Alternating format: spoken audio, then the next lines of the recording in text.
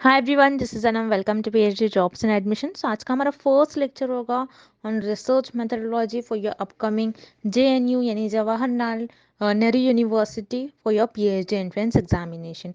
सो मैं आपको बता दूं कि आपके जवाहरलाल नेहरू यूनिवर्सिटी के पीएचडी एंट्रेंस एग्जामिनेशन की अभी तक डेट रिलीज नहीं हुई है, लेकिन आपको प्रिपरेशंस को स्टार्ट करना है। आपका जो पेपर पैटर्न होता है मैं आपको बता दूं पहले। जेएनयू यूनिवर्सिटी का जो पीएचडी एंट्रेंस एग्जामिनेशन होता है उसका आपका पेपर पैटर्न कुछ इस तरीके से होता है। आपका पेपर दो सेक्शंस में डिवाइडेड होता है, section E and section B. Section E में आपको 50 क्वेश्चंस पूछे जाते हैं रिसर्च मेथडोलॉजी से रिलेटेड, और सेक्शन बी में आपको 50 क्वेश्चंस पूछे जाते हैं आपके सब्जेक्ट से रिलेटेड। तो आपके जो सेक्शन ई में रिसर्च मेथडोलॉजी के 50 क्वेश्चंस होते हैं, इन पर हम आपके लिए कंप्लीट कोर्स लेकर आए हैं। उस पर मैं आपको वीडियो लेक्चर्स प्रोवाइड करती हूँ। उस पर मैं आपको बताती हूँ एमसीक्यूज को किस तरीके से सॉल्व करना है, किस तरीके से आपको एग्जाम में क्वेश्चंस को सॉल्व करना है। तो मैं आपको बता दूं, एग्जाम में आपको इस एग्जामिनेशन को पीएचडी एंट्रेंस एग्जामिनेशन को क्वालिफाई करने के लिए मिनिमम 50% मार्क्स स्कोर करना होता है। यानी अगर आप सिर्फ सेक्शन ए की प्रिपरेशन करते हो यानी रिसर्च मेथडोलॉजी की भी अच्छी तरीके से प्रिपरेशन करते हो, तो आप इजीली इस एग्जामिनेशन को क्वालिफाई कर पाओगे। जैसे कि यहाँ पर मैंने फर्स्ट लेक्चर स्टार्ट करा है। इस लेक्चर में हम मीनिंग ऑफ रिसर्च इस टॉपिक पर कुछ इंपॉर्टेंट एमसीक्यूज डिस्कस करेंगे। जैसे मैंने आपको बता दिया 50 क्वेश्चन आपको रिसर्च मेथडोलॉजी से पूछे जाते हैं, इसीलिए हम आपको रिसर्च मेथडोलॉजी का complete course, complete package provide करते हैं, जिसमें हम आपको वीडियो लेक्चर्स प्रोवाइड करते हैं। आपके सिलेबस के अकॉर्डिंग हर एक टॉपिक्स को हमने कवर कर रखा है। याद रखिएगा, वीडियो लेक्चर्स आपको एमसीक्यूज और थ्योरी दोनों वीडियो लेक्चर्स हम प्रोवाइड करते हैं। पहले हम थ्योरी से आपके कॉन्सेप्ट्स को बिल्ड करते हैं एंड देन एमसीक्यूज से आपकी प्रैक्टिस करवाते हैं, आपको किस तरीके से क्वेश्चंस को सॉल्व करना है, ट्रिक्स बताते हैं, रूल्स बताते हैं। तो आपको वीडियो लेक्चर्स को अच्छी तरीके से देख लेना है। नोट्स में हमने इंपॉर्टेंट पॉइंट्स कवर कर रखे। इंटरव्यू में जो आपको इंपॉर्टेंट पॉइंट्स याद रखना होता है वो हमने इंटरव्यू में कवर कर रखा है। मॉक टेस्ट से आपकी प्रैक्टिस होती है, हम आपको मॉक टेस्ट प्रोवाइड करते हैं। 10 मॉक टेस्ट मिलेगा आपको रिसर्च मेथडोलॉजी पर and then 1500 plus important MCQs PDF जो कि आपका रिवीजन का काम करती है। तो इस तरीके से हम आपको कंप्लीट पैकेज प्रोवाइड करते हैं रिसर्च मेथडोलॉजी का, और आप एग्जाम में देखोगे कि 50 में से आपको 40 से 45 क्वेश्चंस गारंटी देते हैं हम हमारे इसी कंटेंट से पूछे जाएंगे। ये हमारी गारंटी है कोर्स के साथ साथ। तो आपको जल्द से जल्द कोर्स को परचेस करके आपकी प्रिपरेशन को स्टार्ट करनी है। कोर्स को परचेस करने के लिए स्क्रीन पर जो नंबर नजर आ रहा है, इस नंबर पर आपको हमें व्हाट्सएप के थ्रू कांटेक्ट करना है। नॉर्मल कॉल इस नंबर पर नहीं लगेगा, और आप हमारे ऐप के थ्रू भी स्टडी मटेरियल को एक्सेस कर सकते हो। सो ऐप को एक्सेस करने के लिंक मैंने आपके साथ डिस्क्रिप्शन बॉक्स में प्रोवाइड कर रखी है, जिससे कि आप वन क्लिक में ही हमारे ऐप के थ्रू स्टडी मटेरियल को एक्सेस कर पाओगे। So that's it and let's begin with the video. तो वीडियो स्टार्ट करने से पहले मैं आपको शॉर्ट में बता दूं कि आपकी प्रिपरेशंस के लिए सेक्शन ए जो कि रिसर्च मेथडोलॉजी होता है, इस पर हम आपको कंप्लीट कोर्स, कंप्लीट पैकेज एक ही जगह पर प्रोवाइड कर रहे हैं। बहुत ही सिंपल लैंग्वेज में सारा कंटेंट हम आपको प्रोवाइड कर रहे हैं, जिसमें कि हम वीडियो लेक्चर्स आपको प्रोवाइड करते हैं। थियोरी और एमसीक्यूज दोनों वीडियो लेक्चर्स आपको देखने मिलते हैं। थ्योरी से हम पहले आपके सारे कॉन्सेप्ट्स को क्लियर करवाते हैं, देन एमसीक्यूज वीडियो लेक्चर्स से हम आपको ट्रिक्स और टिप्स बताते हैं। सारे जो ट्रिक्स होते हैं, किस तरीके से आपको रूल्स फॉलो करना है, ये सारी चीज़ें हम आपको बताते हैं। देन नोट्स में हमने इंपॉर्टेंट पॉइंट को हाईलाइट कर रखा है, जो आपको इंपॉर्टेंट कॉन्सेप्ट्स को याद रखने हैं, और इंटरव्यू में भी याद रखिए आपको रिसर्च से बेसिक नॉलेज पूछी जाती है, तो वो भी सारे पॉइंट्स हमने हाईलाइट करके बताया, जो कि आपके इंटरव्यू में आपके लिए बहुत हेल्पफुल होंगे। देन उसके बाद मॉक टेस्ट, 10 मॉक टेस्ट हम आपको प्रोवाइड कर रहे हैं, जिससे कि आपकी बहुत अच्छी तरीके से प्रैक्टिस होती है। आपको पता लगता है एग्जामिनेशन में किस तरीके से आपको एमसीक्यूज पूछा जाता है। And 1500 plus MCQs important MCQs है, जो कि ये रिवीजन पीडीएफ है। याद रखिएगा, एग्जाम में हमारे इसी कंटेंट से आपको डायरेक्टली 40 से 45 क्वेश्चंस पूछे जाएंगे। तो आपको जल्द से जल्द हमारे इस कंटेंट को परचेस करना है। परचेस करने के लिए स्क्रीन पर जो नंबर नजर आ रहा है, उस नंबर पर व्हाट्सएप के थ्रू हमें कॉन्टैक्ट करना है। नॉर्मल कॉल इस नंबर पर नहीं लगेगा, और आप हमारे ऐप के थ्रू भी स्टडी मटेरियल को एक्सेस कर सकते हो। सो ऐप को एक्सेस करने के लिंक मैंने आपके साथ डिस्क्रिप्शन बॉक्स में प्रोवाइड कर रखी है। So that's it and let's begin with the MCQs. The best meaning of research is, इस क्वेश्चन में हमें रिसर्च की डेफिनेशन फाइंड आउट करनी है। जैसे कि हम रिसर्च मेथोडोलॉजी पढ़ रहे हैं, सो हमें रिसर्च की डेफिनेशन क्या होती है ये पता होनी चाहिए। ओके, अब हम ऑप्शंस देखते हैं। पहले हम ऑप्शन सी देखेंगे, search for universal truths of life. So इसे हम कहते हैं स्पिरिचुअलिटी। अब स्पिरिचुअलिटी होता क्या है? जैसे ऐसे questions, where we will go after we die, why have we come to the world, हम इस दुनिया में क्यों आए हैं, उसे हम कहते हैं स्पिरिचुअलिटी। अब स्पिरिचुअलिटी रिसर्च नहीं होती है, दैट्स व्हाई यहाँ पर आपका ऑप्शन सी इनकरेक्ट हो जाएगा। देन आपको ऑप्शन बी गिवन है, arriving at generalisations based on observe data. इस स्टेटमेंट को हम कहते हैं डेटा एनालिसिस। तो डेटा एनालिसिस ये आपके रिसर्च प्रोसेस का एक पार्ट होता है। ओके अब रिसर्च प्रोसेस क्या होता है, जिसमें आप फर्स्ट स्टेप में डेटा को कलेक्ट करते हो, देन उस डेटा को एनालाइज करते हो, ऑब्जर्व करते हो, और आपके ऑब्जर्वेशंस पर बेस्ड और आपके एनालिसिस पर बेस्ड आप कुछ कंक्लूजन देते हो। बट यहाँ पर आपको ऑप्शन बी जो गिवन है, this is the part of research process, ये रिसर्च की डेफिनेशन नहीं होगी, दैट्स वाई यहाँ पर आपको ऑप्शन बी भी इनकरेक्ट हो जाएगा। देन आपको ऑप्शन ए गिवन है, adoption of scientific method for creation and application of knowledge। तो यहाँ पर साइंटिफिक वर्ड बहुत इंपॉर्टेंट है कि आपकी जो रिसर्च होती है, आपको रिसर्च में साइंटिफिक मेथड्स यूज करने चाहिए, आपकी रिसर्च साइंटिफिक वे में आपको परफॉर्म करनी चाहिए।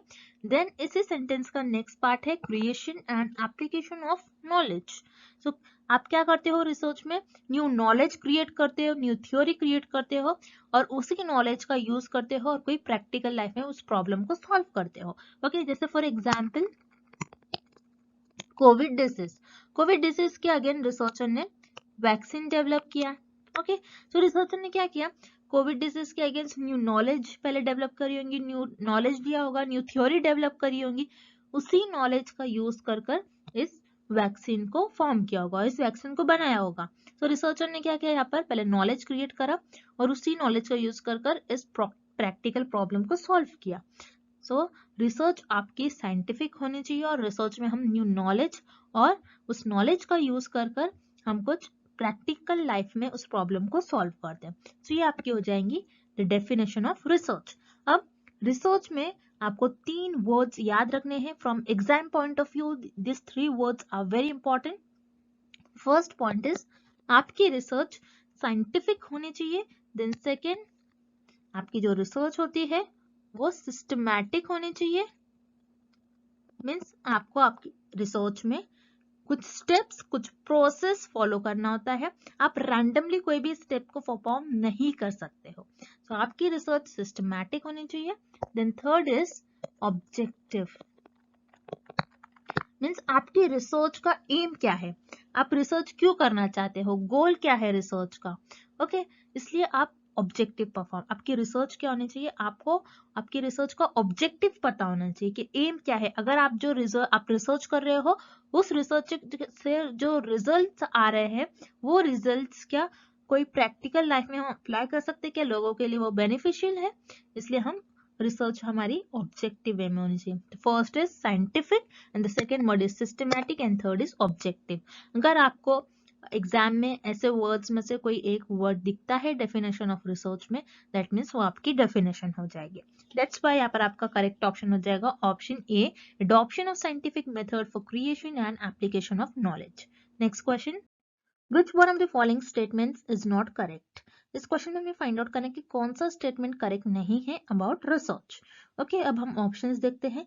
Option A, any person can do research. तो यहाँ पर आपका ऑप्शन ए करेक्ट हो जाएगा, बिकॉज कोई भी रिसर्च परफॉर्म कर सकता है, चाहे वो डॉक्टर हो, टीचर हो, इंजीनियर हो, स्टूडेंट्स हो, कोई भी रिसर्च को परफॉर्म कर सकता है। जैसे फॉर एग्जाम्पल एक टीचर है, टीचर अपनी क्लास में बच्चों को कुछ कॉन्सेप्ट समझा रही है और बच्चे उस कॉन्सेप्ट को समझ नहीं पा रहे, सो टीचर क्या कर लेगी, अपना टीचिंग मेथड चेंज कर लेगी। Okay teaching method teacher change कर लेगी जिससे बच्चे उस कॉन्सेप्ट को इजीली अंडरस्टैंड कर पाए। तो टीचर ने यहाँ पर क्या किया, टीचर ने रिसर्च परफॉर्म किया। ओके सो ये भी एक टाइप का रिसर्च हो गया। So any person can do research, this is correct about research. Then आपको ऑप्शन बी गिवन है, रिसर्च में बी विदाउट हाइपोथेसिस। सो इस स्टेटमेंट में आपके लिए एक न्यू वर्ड है हाइपोथेसिस। हाइपोथेसिस होता क्या है, हाइपोथेसिस ये एक टेंटेटिव स्टेटमेंट होता है जो रिसर्चर के अजम्पशंस और गेसेस पर बेस्ड होता है, और इसी अजम्पशन और इसी गेसेस को रिसर्चर अपने रिसर्च में टेस्ट करते हैं। जैसे फॉर एग्जांपल एक ड्रग है और रिसर्चर को ये देखना है कि ये पर्टिकुलर ड्रग इस पर्टिकुलर डिसीज को क्योर कर रहा है या नहीं। तो रिसर्चर का अजम्पशन क्या होगा इस केस में कि हो सकता है शायद ये ड्रग इस डिसीज को क्योर करे। सो रिसर्चर का एक अजम्पशन है, रिसर्चर का मानना है, बस इसी मानने को, इसी अजम्पशंस को रिसर्चर अपने रिसर्च में टेस्ट करते हैं और उसे हम कहते हैं हाइपोथेसिस। अब कोई कोई रिसर्च ऐसी होती है जिसमें हाइपोथेसिस की जरूरत नहीं होती है, जैसे एक्सप्लोरेटरी रिसर्च होती है उसमें हाइपोथेसिस की जरूरत नहीं होती है। अब हम नेक्स्ट आने वाले लेक्चर्स में देखेंगे एक्सप्लोरेटरी रिसर्च क्या होता है। अब इस क्वेश्चन के लिए हम बस इतना देखेंगे कि ऐसे रिसर्च जो होती है विदाउट हाइपोथेसिस भी होती है। जैसे फॉर एग्जांपल मुझे देखना है, मुझे स्टडी करना है बटरफ्लाइज के बारे में कि बटरफ्लाइज के आईज कैसे होते हैं, उनके कलर्स कैसे होते हैं, उनके विंग्स कैसे होते हैं, उनके मूवमेंट कैसे होते हैं। सो बस मैं क्या कर रही हूँ, मेरा नॉलेज एक्सपांड कर रही हूँ और मैं कोई एरिया को एक्सप्लोर कर रही हूँ। सो यहाँ पर मुझे हाइपोथेसिस की तो कोई जरूरत नहीं है, मैं बस अपनी नॉलेज को इंक्रीज कर रही हूँ। सो इस केस में क्या होता है, रिसर्च में कभी कभार हाइपोथेसिस की जरूरत नहीं होती है। दैट्स वाई यहाँ पर आपका ऑप्शन बी भी करेक्ट हो जाएगा। देन ऑप्शन सी आपको गिवन है, research is not always systematic. Means research always systematic नहीं होती है, इसका मतलब है। बट हमने देखा था research must always be systematic. Research systematic होनी ही चाहिए। अगर आपकी रिसर्च सिस्टमैटिक नहीं होती है तो आपकी रिसर्च इनवैलिड हो जाएगी। सिस्टमैटिक मीन्स व्हाट, आपको प्रॉपर स्टेप्स स्ट्रक्चर परफॉर्म करना होता है और आपको रैंडमली कोई भी स्टेप्स आप रिसर्च में परफॉर्म नहीं कर सकते हो। ओके, सो यहाँ पर आपका ऑप्शन सी इनकरेक्ट हो जाएगा, this is not correct about research. और हमें क्वेश्चन में भी यही फाइंड करना है which is not correct about research. That's why आपका यहाँ पर करेक्ट ऑप्शन हो जाएगा option C. Next question, research is related with. इस क्वेश्चन में हमें फाइंड आउट करना है कि कौन सा ऑप्शन कनेक्टेड है और लिंक्ड है विद रिसर्च। ओके, अब हम ऑप्शंस देखते हैं। Option A, discovery of new idea. तो यस, रिसर्च में रिसर्चर न्यू आइडिया डिस्कवर कर कर कोई चीजें डेवलप करते हैं। जैसे फॉर एग्जांपल कंप्यूटर्स है, computers, laptop, TV, mobile phones. तो ये सारे रिसर्चर ने क्या किया, अपने आइडियाज के थ्रू इन सारी चीजों को डेवलप किया। दैट्स वाई यहाँ पर आपका ऑप्शन ए करेक्ट हो जाएगा, research is related with discovery of new idea. Then आपको ऑप्शन बी गिवन है, solution of a problem. Yes, research में रिसर्च हमें हेल्प करता है कोई भी प्रॉब्लम का सोल्यूशन फाइंड आउट करने में। जैसे हमारे लिए एक बड़ी प्रॉब्लम थी जो कि है आपकी कोविड-19 डिसीज। कोविड-19 के अगेंस्ट रिसर्चर ने वैक्सीन डेवलप किया। ओके, सो ये एक प्रॉब्लम थी और उस प्रॉब्लम का रिसर्चर ने वैक्सीन डेवलप कर उस प्रॉब्लम का सोल्यूशन फाइंड आउट किया। सो रिसर्च में हम कोई भी प्रॉब्लम का सोल्यूशन फाइंड आउट करते हैं। दैट्स वाई आपका ऑप्शन बी भी करेक्ट हो जाएगा। देन ऑप्शन सी आपको गिवन है, investigation of a problem. Yes, यहाँ पर आपका ऑप्शन सी भी करेक्ट हो जाएगा, बिकॉज रिसर्च में हम कोई भी प्रॉब्लम को इन्वेस्टिगेट करते हैं, मीन्स उस प्रॉब्लम को एग्जामिन करते हैं, उस प्रॉब्लम को और डीप में जानते हैं। ओके, सो यहाँ पर आपका ऑप्शन सी भी करेक्ट हो जाएगा। So here correct option is option D, all the above, because आपका ऑप्शन ए, बी और सी तीनों भी ऑप्शन करेक्ट है। Moving on to the next question, what is the purpose of doing research. इस question में हमें find out करना है कि हम रिसर्च क्यों करते हैं, हमारा एम क्या होता है रिसर्च को परफॉर्म करने का। ओके, सो हम रिसर्च इसीलिए परफॉर्म करते हैं ताकि हम कोई प्रॉब्लम को आइडेंटिफाई कर सके। अब यहाँ पर आपका ऑप्शन ए करेक्ट हो जाएगा, टू आइडेंटिफाइंग द प्रॉब्लम। अब रिसर्च में प्रॉब्लम को आइडेंटिफाई कैसे करते हैं कि एग्जाम्पल के थ्रू हम समझते हैं। मान लीजिए कोई पर्सन है और वो पर्सन सिक है, वो पर्सन बीमार है, उस पर्सन को कोई डिसीज हुई है। तो ये डिसीज जो हुई इस पर्सन को, ये एक न्यू डिसीज है। तो रिसर्चर क्या करेंगे या फिर डॉक्टर क्या करेंगे, उस डिसीज को पहले आइडेंटिफाई करेंगे कि वो डिसीज है क्या। देन आपको ऑप्शन बी गिवन है, to find the solution. Yes, यहाँ पर आपका ऑप्शन बी भी करेक्ट है, क्योंकि रिसर्च इसीलिए की जाती है कि कोई प्रॉब्लम का सोल्यूशन फाइंड आउट कर सके। जैसे यहाँ पर आपने देखा एक पर्सन था और उस पर्सन को कोई डिसीज हुई है और वो डिसीज न्यू है, तो रिसर्चर उस डिसीज को पहले आइडेंटिफाई करेंगे। अब डिसीज को आइडेंटिफाई करने के बाद उसी डिसीज के अगेंस्ट रिसर्चर ड्रग डेवलप करेंगे और यू कैन से डॉक्टर्स उस डिसीज के अगेंस्ट ड्रग या फिर कुछ ट्रीटमेंट देंगे। तो यहाँ पर रिसर्चर ने और यू कैन से डॉक्टर्स ने क्या किया, इस प्रॉब्लम का सोल्यूशन फाइंड आउट किया। दैट्स वाई हमारे रिसर्च का एम और पर्पस यही होता है कि कोई प्रॉब्लम का सोल्यूशन फाइंड आउट करे और कोई प्रॉब्लम को आइडेंटिफाई करे। दैट्स वाई यहाँ पर आपका करेक्ट ऑप्शन हो जाएगा option C, both A and B are the purpose of doing research. अब हम नेक्स्ट क्वेश्चन देखते हैं, व्हाट इज रिसर्च। इस क्वेश्चन में हमें रिसर्च की डेफिनेशन फाइंड आउट करनी है। सो अब हम ऑप्शन ए देखते हैं, searching again and again. Searching again and again ये रिसर्च तो होता है, but this is not the proper definition of research. Because अगर मैं ऐसा बोल रही हूँ कि एक बुक है और उस बुक को मैं डेली रीड कर रही हूँ, सो वो रिसर्च तो नहीं कहलाएंगी, क्योंकि मैं बुक को तो डेली रीड करते जा रही हूँ लेकिन मैं कोई new theory, new concept, new ideas develop नहीं कर रही हूँ, दैट्स वाई यहाँ पर आपका ऑप्शन ए इनकरेक्ट हो जाएगा, ये आपका रिसर्च की डेफिनेशन नहीं होगी। देन ऑप्शन भी आपका गिवन है collection of information, collection of information ये भी आपकी रिसर्च नहीं होगी, दैट्स वाई यहाँ पर आपका ऑप्शन बी भी इनकरेक्ट हो जाएगा। बिकॉज अगर मैं ऐसा कर रही हूँ कि मैं इंटरनेट के थ्रू कुछ इंफॉर्मेशन ले रही हूँ और उस इंफॉर्मेशन को कलेक्ट कर कर रख रही हूँ, तो ये रिसर्च हो गई क्या? मैं कोई पीडीएफ उठा रही हूँ और उस पीडीएफ को अपने पास कलेक्ट करके रख रही हूँ, या फिर कोई इंफॉर्मेशन कोई सोर्सेस से कोई बुक लेकर आ रही हूँ मैं अपने पास रख रही हूँ, कोई इंफॉर्मेशन को अगर मैं कलेक्ट कर रही हूँ तो उसे हम रिसर्च नहीं कहते हैं, दैट्स वाई यहाँ पर आपका ऑप्शन बी इनकरेक्ट हो जाएगा। Then option C working in a scientific way to search for truth of any problem, so yes यहाँ पर आपका option B correct, C correct हो जाएगा, क्योंकि देख रहे हो जैसे आप इस सेंटेंस में और इस डेफिनेशन में आपको एक वर्ड आ गया है साइंटिफिक, तो मैंने आपसे जैसा फर्स्ट क्वेश्चन में भी कहा था कि scientific word is very important, कि अगर आप आपकी डेफिनेशन में जब भी साइंटिफिक या फिर ऑब्जेक्टिव या फिर सिस्टमैटिक ये वर्ड्स देखते हो तो वो आपकी रिसर्च की डेफिनेशन हो जाएगी। सो हम रिसर्च को साइंटिफिक वे में परफॉर्म करते हैं, कोई भी प्रॉब्लम को फाइंड करने में, कोई भी प्रॉब्लम का सॉल्यूशंस फाइंड आउट करने में, सो दैट्स व्हाई यहाँ पर आपका ऑप्शन सी करेक्ट हो जाएगा। This is the definition of research, working in a scientific way to search for truth of any problem. Okay, next question, research refers to, इस question में हमें find out करना है कि हम किस ऑप्शंस पर रिसर्च परफॉर्म कर सकते हैं।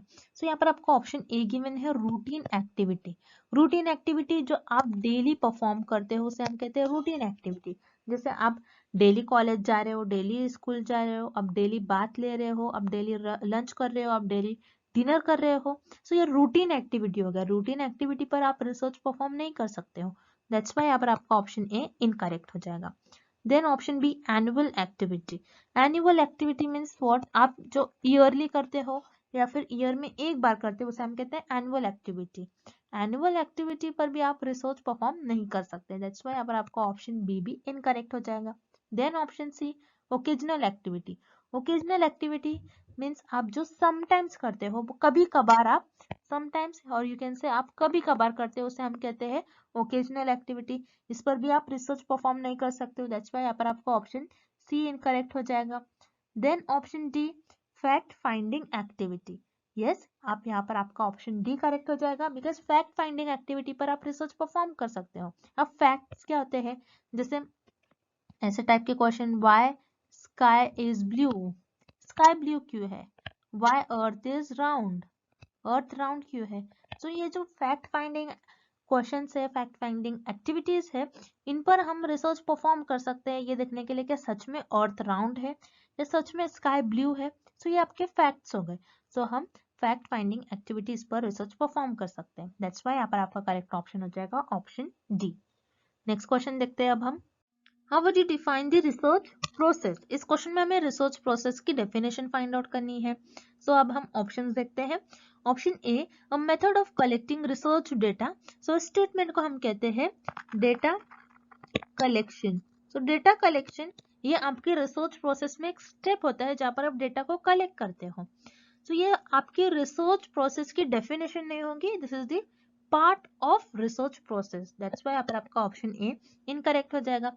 देन हम ऑप्शन सी देखेंगे, a method of presenting research results, तो रिसर्च रिजल्ट्स आप कब प्रेजेंट करते हो, रिसर्च प्रोसेस के लास्ट स्टेप में, this is the last step of research process, और ये भी आपके रिसर्च प्रोसेस का एक पार्ट होती है, ये आपके रिसर्च प्रोसेस की डेफिनेशन नहीं होंगी, दैट्स व्हाई यहाँ पर आपका ऑप्शन सी भी इनकरेक्ट हो जाएगा।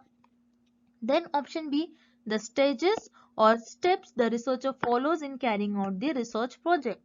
तो यहाँ पर आपका ऑप्शन बी करेक्ट हो जाएगा, और this is the definition of research process.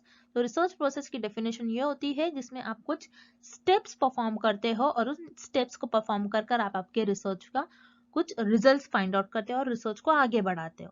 So this is the correct definition of research process. अब रिसर्च प्रोसेस के कुछ स्टेप्स ऐसे होते हैं कि फर्स्ट स्टेप में आप प्रॉब्लम को डिफाइन करते हो, देन नेक्स्ट स्टेप में आप डेटा कलेक्ट करते हो, देन उस डेटा को एनालाइज करते हो, एनालाइज करने के बाद उस डेटा पर कंक्लूजन्स निकालते हो और कंक्लूजन से रिजल्ट्स निकालते हो।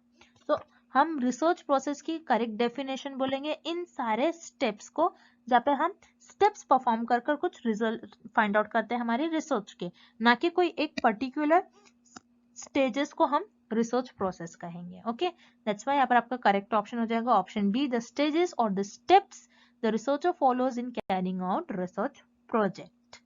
Next, what is a pilot study? इस क्वेश्चन में हमें फाइंड आउट करना है कि पायलट स्टडी होती क्या है।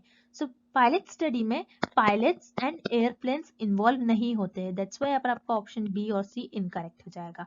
Then here option A, a small scale preliminary study.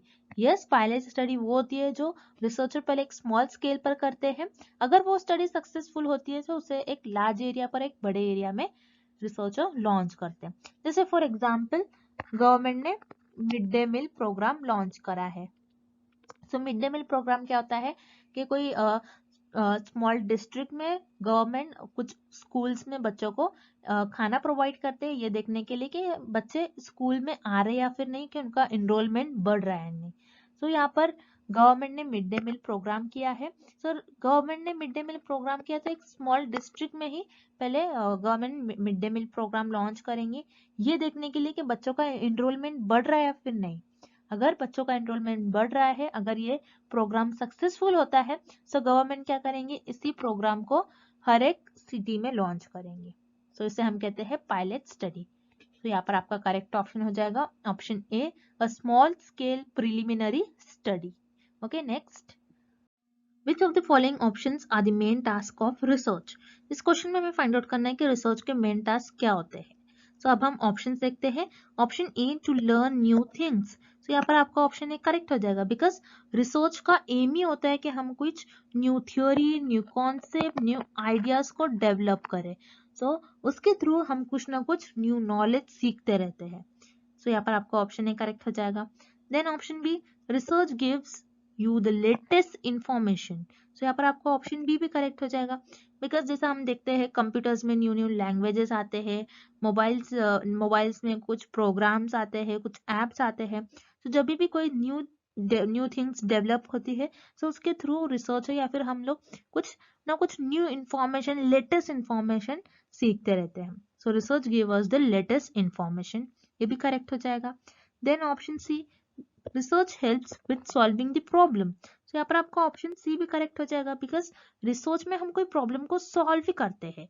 जैसे फॉर एग्जांपल कोई डिसीज है, कोई पर्टिकुलर डिसीज है, कोई न्यू डिसीज है, उस डिसीज के अगेंस्ट रिसर्चर को ड्रग फॉर्म अप करना रहता है, या फिर you can say vaccine form करना रहता है। So this is nothing but problem.